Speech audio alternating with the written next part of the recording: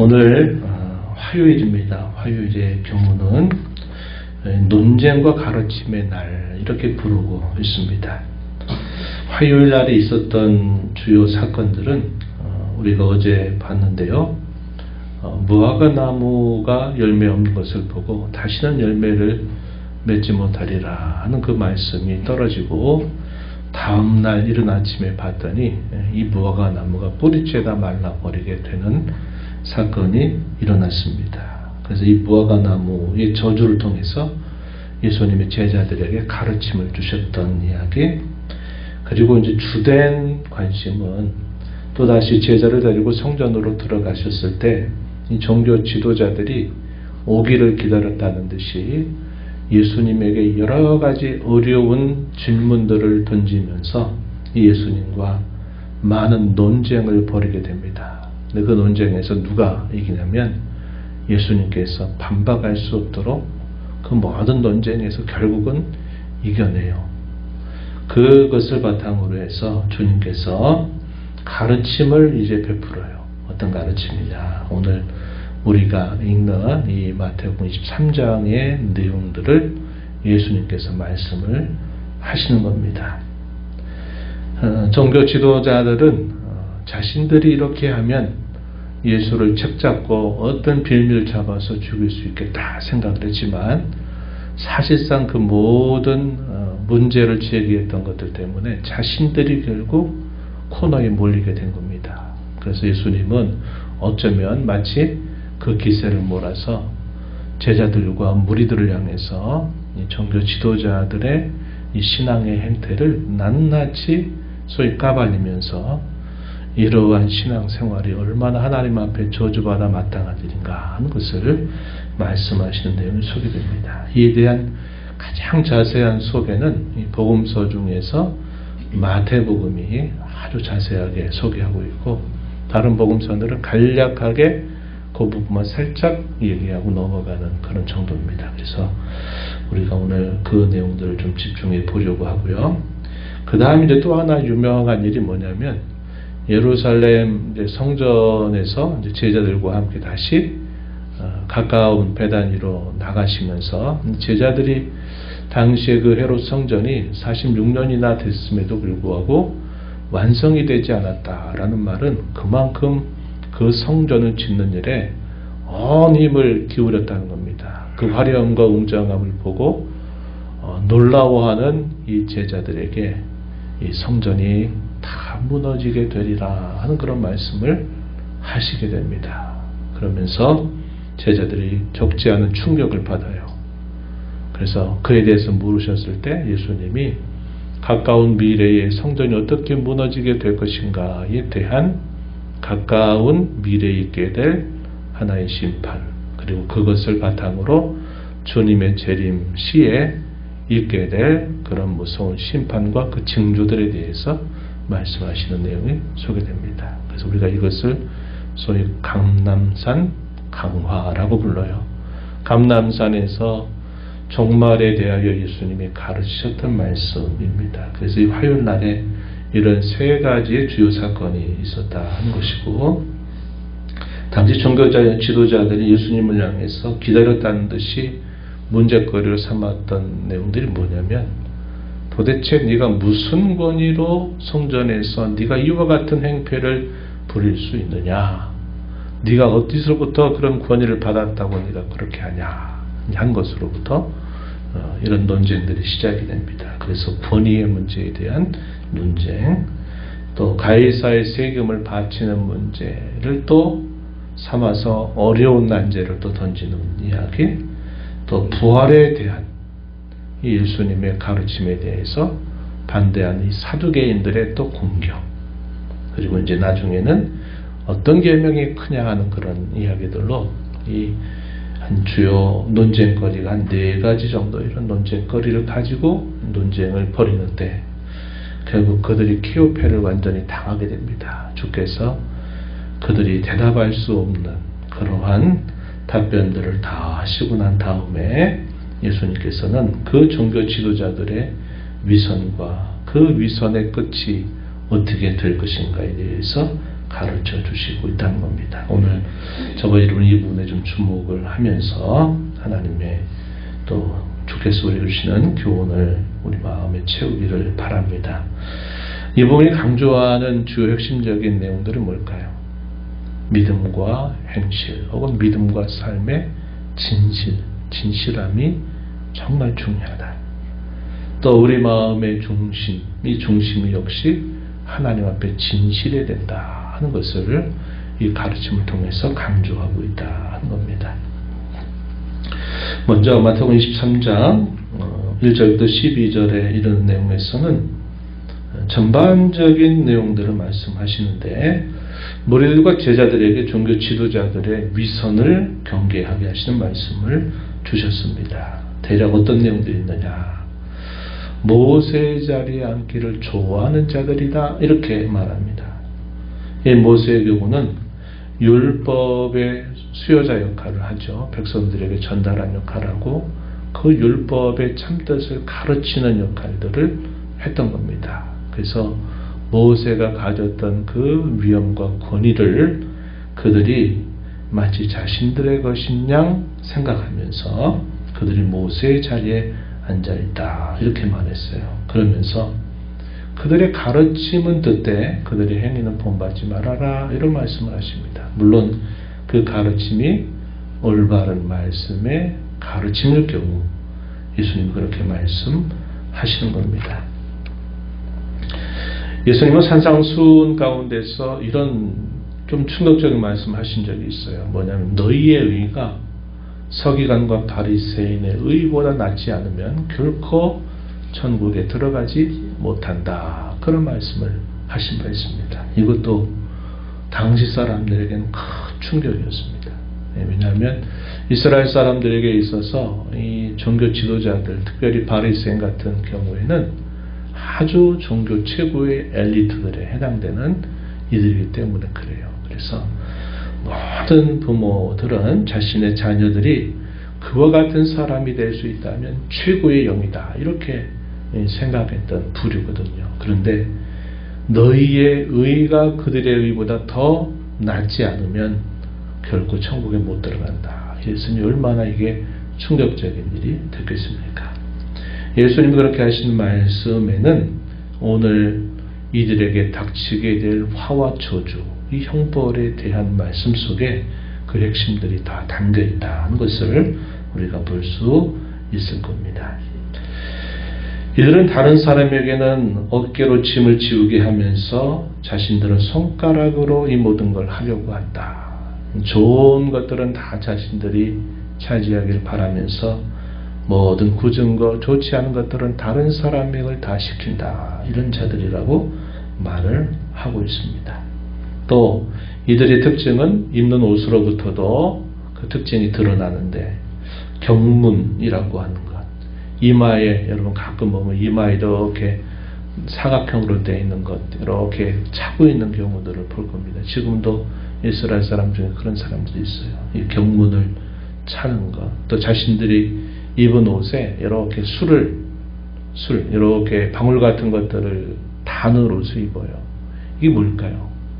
최고의 그 하나님 앞에 경건한 자다라는 것을 보이는 그런 표가 되어버리고 말았습니다.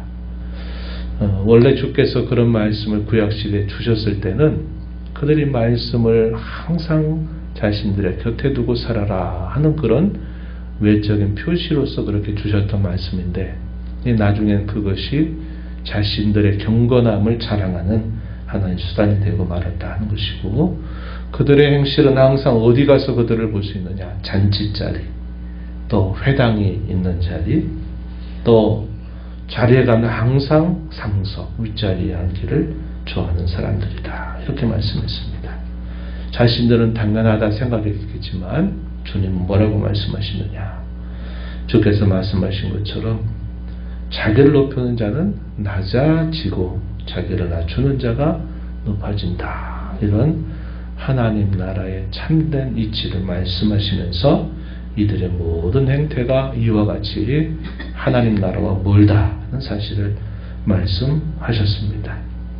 메시아 하나님 나라의 왕으로 오신 그분은 제자들이 우리가 이제 뒤에 가서 보니만 예수님이 십자가의 죽음을 앞두고 누가 더 크냐 하는 문제로 제자들이 서로 막 실랑이를 벌이고 할 때 인자가 온 것은 섬김을 받으려 하는 것이 아니라 섬기려 하고 오히려 많은 사람의 대속물로 주려고 왔다. 이렇게 말씀을 하시면서 역시 이와 같은 말씀을 또다시 하십니다. 하나님 나라에서 큰 자는 섬기는 자다. 이렇게 말씀을 하신 바가 있습니다.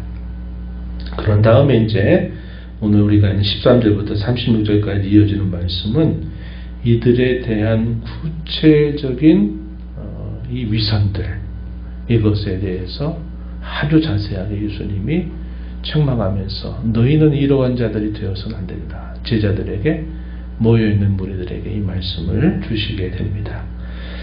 화 있을 진저라고 하는 표현이 몇 번 나오나요? 딱 세서 보면은 7번 나옵니다. 그래서 7대 화 이렇게 부르기도 해요. 저주를 받는다, 심판을 피할 수 없다라는 말로 화 있을 진저에서 이렇게 당시의 종교 지도자들의 이 위선적인 태도를 예수님이 구체적으로 지목하시게 됩니다. 그러면서 이 표현 속에 화 있을 진저 마치 공식처럼 반복되는 표현이 있어요. 외식하는 서기관들과 바리새인들 이렇게 표현합니다. 외식한다 이 말은 위선자를 말하는 표현입니다. 겉과 속이 다른 자들을 표현할 때 외식이라고 하는 말을 사용했어요. 이게 6번이 나옵니다. 6번이 나오고 또 한 가지 표현이 반복적으로 사용되는 게 있어요. 그게 뭐냐면 맹인들이여 라고 하는 표현입니다. 눈먼 인도자여 이런 표현들, 맹인들이여 이 말은 영적으로 눈이 감겨있는, 영적으로 무지 상태에 있는 그들의 모습을 말씀하시는데 이것이 4번 나와요. 4번. 그래서 외식하는 것 6번, 또 눈먼 맹인들 것이 4번이 나옵니다. 그러니까 그들은 위선자들이고 그들은 종교 지도자들이라고 자처하면서 온 백성들을 신앙으로 이끈다라고 생각하지만 그들은 영적인 맹인들에 불과하다. 그것을 예수님이 말씀하시는 겁니다. 13절 가서 보면요. 첫 번째 경우 사람들 앞에서 천국문을 닫고 자신도 들어가지 않고 또 다른 사람을 들어가지도 못하게 한다. 참 이런 실감나는 비유로 그들을 책망하신 겁니다. 사람들 앞에서 천국문을 닫아버린대요. 자신도 안 들어가고 들어가려고 하는 사람도 못 들어가게 하는 것이 바로 너희들이다. 얼마나 이 충격적인 말씀입니까? 그들은 의로운 자들이라고 자처하고 그들은 하나님 나라에 가장 가깝다고 생각했던 사람들인데 하나님 나라에 들어가지도 못하고 들어가려고 하지도 않고 또 다른 사람이 들어가지도 못하게 한다. 이렇게 말씀을 하고 있습니다. 얼마나 신랄하게 그들을 책망하시는 말씀인지 몰라요. 15절에 가면요. 두 번째에 대해서 교인 하나를 발견하면 배나도 지족 자식이 되게 한다. 이렇게 말씀을 하셨습니다. 이 교인은 어떤 사람이냐? 개종자를 말해요. 그러니까 유대인이 아닌데 이방인인데 유대인의 신앙을 갖는 것. 소위 사도행전에 보게 되면 경건한 자들이라고 부르는 사람들. 출신은 이방인인데 유대교를 믿는 그런 이방인들을 표현하는 말입니다. 이 교인이라고 하는 말이 개종자예요. 이방인 개종자. 이방인 한 사람을 유대교로 개종시켜 놓고 배나도 지옥 자식이 너희가 되게 하고 있다. 이렇게 말씀을 하십니다. 이게 결국 뭘 말할까요?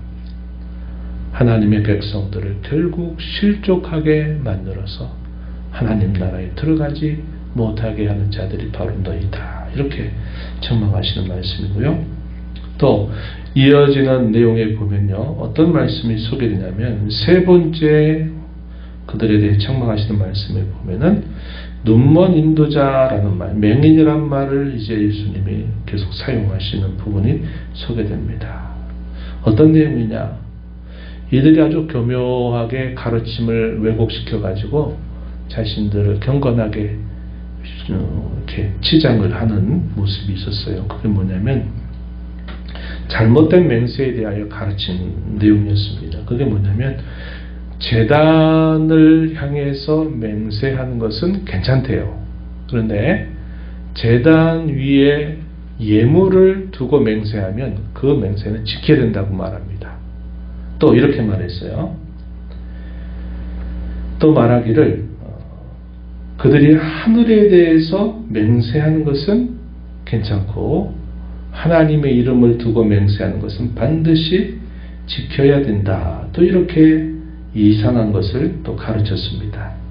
또 그들이 가르쳤던 것이 또 뭐냐면 성전을 향해서 맹세하는 것은 괜찮은데 그 성전에 있는 그 금을 향해서는 또 맹세하면 반드시 또 그것은 지켜야만 된다. 이렇게 이상하게 맹세에 대한 잘못된 교훈들을 가르치고 있다 하는 겁니다. 이것이 그들이 교묘하게 피해가는 방식이었어요. 그러니까 이렇게 하는 것은 안 지켜도 하나님이 책잡지 않는 것이고 이렇게 하면 지켜야 된다. 그래서 예물이나 금 같은 것은 구체적인 것을 가지고 맹세할 때는 지켜야 되지만 그렇지 않을 때는 그걸 가지고 크게 문제 삼지 않는다. 이렇게 말한 겁니다. 예수님 뭐라고 말씀하실까요? 어떤 게 더 크냐는 겁니다.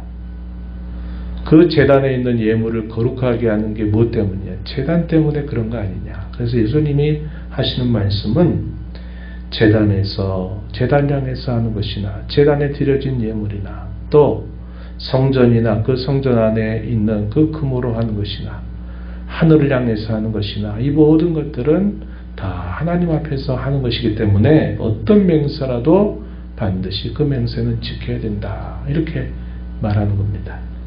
당시 종교 지도자들이 교묘하게 말씀을 왜곡했다 하는 것을 예수님이 책망하시는 것이고 또 그들이 박하와 회양과 근처에 11조를 드리면서도 그들이 그 더 중요한 그 11조 안에 담겨있는 정신들 즉 정의와 긍휼과 믿음은 그들이 중요하게 여기지 않는다. 이렇게 표현을 한 것입니다.